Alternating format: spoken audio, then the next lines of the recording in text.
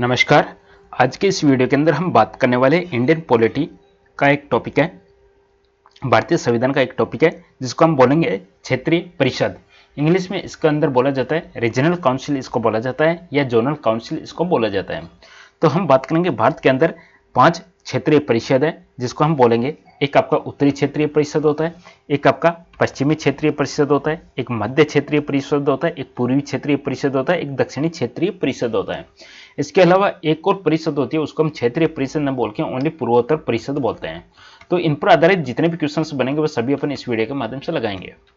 सबसे पहले मैं बात कर लेता हूं क्वेश्चन नंबर 1 के साथ में। क्षेत्रीय परिषद है, इनका गठन किस वर्ष किया गया? तो भारत के अंदर 5 क्षेत्रीय परिषद है और इनका गठन 1956 के अंदर किया गया और इसका गठन राष्ट्रपति के द्वारा किया जाता है और इसका जो अध्यक्ष होता है वह केंद्रीय गृह मंत्री होता है या राष्ट्रपति के द्वारा मनोनीत कोई केंद्रीय मंत्री इसका अध्यक्ष हो सकता है। और इसके जो उपाध्यक्ष होते हैं वह प्रतिवर्ष बदलते रहते हैं और जो उपाध्यक्ष होते हैं इसके जो सदस्य मेंबर्स होते हैं वह होते हैं राज्यों के मुख्यमंत्री। अगला क्वेश्चन है, क्षेत्रीय परिषद है किस अधिनियम के अंतर्गत बनी? अधिनियम आपको यहाँ पे बताना है, तो यहाँ पे आपका सही जवाब बनेगा ऑप्शन नंबर बी के साथ में। राज्य पुनर्गठन अधिनियम 1956 के अंतर्गत क्षेत्रीय परिषद का गठन किया गया। ऑप्शन नंबर बी, राज्य पुनर्गठन अधिनियम 1956। क्वेश्चन नंबर 3 है, क्षेत्रीय परिषद है वह किस प्रकार की संस्था है? देखिएगा, भारत का संविधान 1950 के अंदर लागू होता है, तो भारत के अंदर 1950 के अंदर स्टार्टिंग के अंदर ये नहीं थी, तो हम कह सकते हैं ये संवैधानिक निकाय तो नहीं है। उसके बाद में हम बात करेंगे तो ये किस प्रकार की निकाय है, तो ये आपका स्टैच्यूटरी निकाय है या सांविधिक निकाय है। वेरी इंपॉर्टेंट क्वेश्चन है, एग्जाम की दृष्टिकोण से ध्यान में रखना। ओके, क्षेत्रीय परिषद को 1956 के राज्य पुनर्गठन अधिनियम के तहत स्थापित किया गया था, इसलिए सांविधिक निकाय नहीं है किंतु ये सांविधिक निकाय है, संवैधानिक निकाय नहीं है। Option number B. क्षेत्रीय परिषद का गठन किसके द्वारा किया जाता है? तो जैसा कि आपको अभी अभी बताया गया है, भारत के राष्ट्रपति के द्वारा क्षेत्रीय परिषद का गठन किया जाता है, तो यहाँ पे आंसर बनेगा ऑप्शन नंबर सी। परिषद का जो अध्यक्ष है वह कौन होता है? तो परिषद का अध्यक्ष होता है या तो केंद्रीय गृह मंत्री होगा या भारत के राष्ट्रपति के द्वारा मनोनीत किया गया कोई केंद्रीय मंत्री इसका अध्यक्ष होता है। तो दिए गए ऑप्शन में से आपका करेक्ट आंसर बनेगा ऑप्शन नंबर सी के साथ में, केंद्रीय गृह मंत्री। अगला क्वेश्चन आपका, उपाध्यक्ष कौन होता है? तो इसके जो उपाध्यक्ष होते हैं, इसके जो मेंबर्स होते हैं भारत के राज्यों के मुख्यमंत्री और उसी में से अल्टरनेटिव प्रतिवर्ष एक साल के लिए उपाध्यक्ष बनाया जाता है। रोटेशनल चलता रहता है। तो उप मुख्यमंत्री उपाध्यक्ष कौन होता है? मुख्यमंत्री होते हैं। उपाध्यक्ष का कार्यकाल कितना होता है? 1 वर्ष का कार्यकाल होता है। 1 वर्ष के बाद में दूसरा मुख्यमंत्री उपाध्यक्ष बनेगा, फिर अलग मुख्यमंत्री उपाध्यक्ष बनेगा, तो ये रोटेशन चलता रहता है। तो यहाँ पे आंसर बनेगा आपका 1 वर्ष, ऑप्शन सी। कुल क्षेत्रीय परिषद कितनी है? तो देखिएगा, क्षेत्रीय परिषद यहाँ पे आपसे नाम पूछ लिया जाए, क्षेत्रीय शब्द जुड़ गया तो यहाँ पे 5 आपका करेक्ट आंसर बनेगा।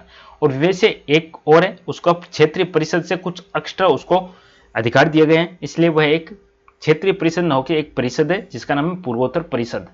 तो यहाँ पे क्षेत्रीय परिषद की संख्या पूछी गई है, तो आंसर बनेगा यहाँ पे 5 क्षेत्रीय परिषद है, ऑप्शन नंबर बी। कौन सी परिषद नहीं है? देखिएगा, दिए गए ऑप्शन में से उत्तरी भी परिषद है, दक्षिणी भी परिषद है, पश्चिमी परिषद है, पूर्वी भी परिषद है, एक मध्य है। देखिएगा, उत्तर, दक्षिण, पूर्व, पश्चिम, तो 4 तो ये हो गए, एक बीच वाली होगी मध्य। तो इस तरीके से 5 इसमें परिषद है। कौन सा नहीं है? जो उत्तर पूर्वी है, नॉर्थ ईस्ट वाला, वह इसका परिषद में नहीं आता है। Option number C, option number C. अगला क्वेश्चन है, पूर्वोत्तर परिषद किस अधिनियम के अंतर्गत बनी? यहाँ पे ध्यान दीजिएगा, यहाँ पे क्षेत्रीय शब्द नहीं आया है ना, ओनली पूर्वोत्तर परिषद आया है। तो इसका गठन संसदीय अधिनियम 1971 के द्वारा किया गया है। ध्यान दीजिएगा, एक्ट 1971 है बट बनती कब है? 1972 ईस्वी के अंदर बनती है। तो ये थोड़ा सा ध्यान में रखना। अस्तित्व में कब आती है? 1972 में आती है। एक्ट कौन सा है? 1971। ये अस्तित्व कब आई? नॉर्थ ईस्ट काउंसिल है अपना, यह अस्तित्व में कब आती है? तो अस्तित्व में आती है 1972 में आती है, ऑप्शन नंबर बी। क्वेश्चन है, उत्तरी परिषद का मुख्यालय कहां पे स्थित है? तो उत्तरी परिषद का मुख्यालय होगा वह दिल्ली के अंदर स्थित होगा। करेक्ट आंसर बनेगा ऑप्शन नंबर बी के साथ में, दिल्ली।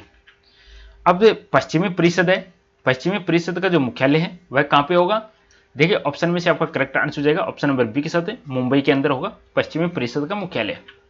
अगला क्वेश्चन है, दक्षिणी परिषद का मुख्यालय कहां पे स्थित है? दक्षिणी परिषद का मुख्यालय साउथ में जाएगा, और साउथ में कहां पे स्थित है? चेन्नई में स्थित है, ऑप्शन बी।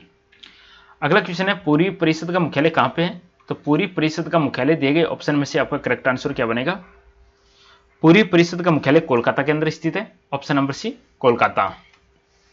चलिए अब मध्य परिषद का पूछा गया है, मध्य परिषद का जो मुख्यालय कहां पे स्थित है? तो मध्य परिषद का मुख्यालय है इलाहाबाद या प्रयागराज के अंदर स्थित है, ऑप्शन नंबर सी इलाहाबाद या प्रयागराज। अगला क्वेश्चन नंबर है कि पंजाब किस परिषद के अंतर्गत आता है? तो देखिए पंजाब, हरियाणा, राजस्थान, हिमाचल प्रदेश, जम्मू कश्मीर, लद्दाख, चंडीगढ़, दिल्ली, ये सब के सब आते हैं उत्तरी में। दोबारा से बता देता हूं उत्तरी में कौन कौन से हो गए? पंजाब, हरियाणा, हिमाचल प्रदेश, राजस्थान, जम्मू कश्मीर और चंडीगढ़, दिल्ली। क्षेत्रीय परिषदों का मुख्य उद्देश्य क्या है? तो इनका जो मुख्य उद्देश्य है केंद्र और राज्य के बीच में संबंध सुधारना, केंद्र और राज्यों के बीच में संबंध सुधारना इनका मुख्य उद्देश्य है। पूर्वोत्तर परिषद का मुख्यालय कहां पे स्थित है? देखिएगा यहां पे शब्द है ओनली परिषद, तो पूर्वोत्तर परिषद का जो मुख्यालय है वह गुवाहाटी के अंदर स्थित है।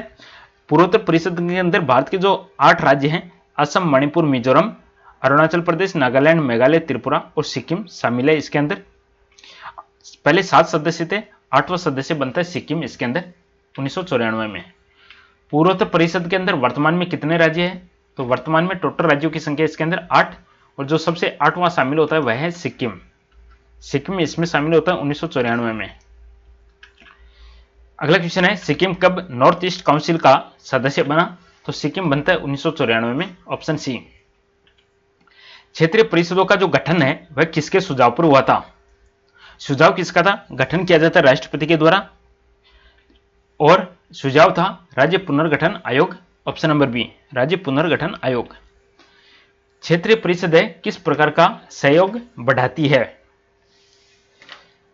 क्षेत्रीय परिषद किस प्रकार का सहयोग बढ़ाती है? तो यहां पे आंसर लिखा प्रशासनिक सहयोग बढ़ाती है, ऑप्शन नंबर बी प्रशासनिक सहयोग, एडमिनिस्ट्रेटिव कोऑपरेशन, प्रशासनिक सहयोग। क्षेत्रीय परिषदों का कार्य क्या है? क्षेत्रीय परिषदों का कार्य है विवाद को सुलझाना, ऑप्शन बी। क्या क्षेत्रीय परिषदों के निर्णय बाध्यकारी होते हैं? बाध्यकारी नहीं होते हैं, ध्यान दीजिएगा। क्षेत्रीय परिषदों के कार्य या जो निर्णय है बाध्यकारी नहीं है। क्षेत्रीय परिषदों का सचिवालय कहां पे स्थित है? इनका सचिवालय कहां होता है? तो जो गृह मंत्रालय है वहां पे इसका सचिवालय होता है। नॉर्थ ईस्ट काउंसिल का मुख्य उद्देश्य क्या है? इसका जो मुख्य उद्देश्य है विकास करना, नॉर्थ ईस्ट का विकास करना। नॉर्थ ईस्ट बोले तो भारत के 8 राज्यों का विकास करना इसका मुख्य उद्देश्य है। तो दोस्तों यह था छोटा सा टॉपिक। वीडियो पसंद है लाइक कीजिएगा, चैनल को सब्सक्राइब कीजिएगा। फिर मिलेंगे एक नेक्स्ट इंडियन पॉलिटी भारतीय संविधान के नए टॉपिक के साथ में। तब तक के लिए आप सभी का बहुत बहुत धन्यवाद। वीडियो को लाइक शेयर जरूर कर दीजिएगा, चैनल को सब्सक्राइब कर लीजिएगा। Thank you.